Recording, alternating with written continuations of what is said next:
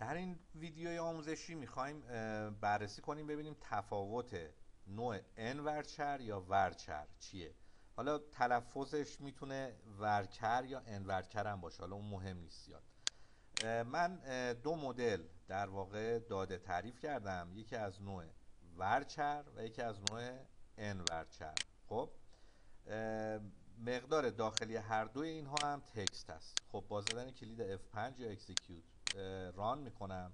ببینید اینجا در واقع اون تکست یک ما str یک وان ما str وان مقدار لنش شده 8 و استی در واقع 12 این که اینجا براش یه دونه اسم منطقی گذاشتیم، در واقع لنش دیتا لنش شده 4.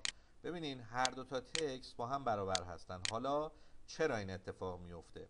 ببینین اتفاقی که میفته دلیلش این n هست که ما در واقع اینجا جلوی این ورچر میذاریم، یعنی در واقع ابتدای این ورچر و اینو تبدیل میکنه به نوع یونیکود.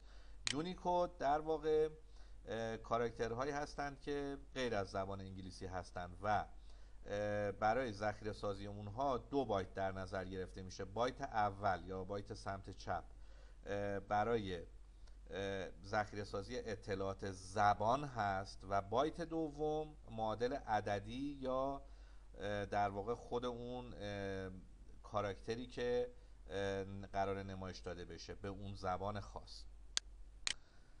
خب همونطور که توی این عکس ملاحظه می‌فرمایید ما مدل UTF-8 داریم، UTF-16 داریم و UTF-32.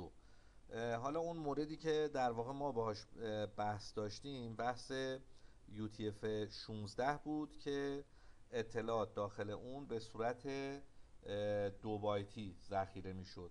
مثلا این قسمت رو ببینین توی UTF-16 این مثلا 2021 این کاراکتر در واقع علامت تعجب هست. این 2 بایت که اینجا نشون داده به همین صورت، ولی توی UTF-8 اینجوری نیست. 1 بایت 1 بایت نمایش داده میشه و آنچه که نمایش داده میشه معادل همون کاراکتری هست که در واقع ما میخوایم نمایش بدیم. UTF-32 هم در واقع الان جدیداً استفاده میشه. البته خب منظورم جدیداً در سالهای گذشته است، این اواخر. دلیلش هم اینه که در واقع تعداد زبانها و کاراکترهای خاص و اون کاراکترهایی که ویژه هستن نیاز هست تولید بشه تعدادشون خیلی زیاد شده و برای موارد خاص هم از این استفاده میکنن.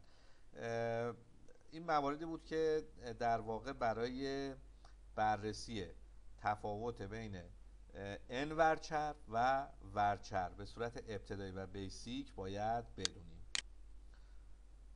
خب یه نکته دیگر هم اینجا خاطر نشان کنم. ببینین لن یا طول کاراکتر با دیتا لن فرق میکنه ها. خب وقتی شما لن رو بررسی میکنین، لن منظور تعداد ظاهرا تعداد کاراکترهاییه که اینجا استفاده میشه، ولی دیتا لن در واقع اون ساختار رو میاد از لحاظ بایت، بیت و بایت چیکار میکنه؟ بررسی میکنه. پس بین این دستور دیتا لن و لن هم در واقع این دو تفاوت وجود داره. خب اگر سوالی داشتین در قسمت کامنت ها برای من سوال بذارین و از اینکه بتونم کمکی کنم و پاسخ شما رو بدم خوشحال خواهم شد. متشکرم.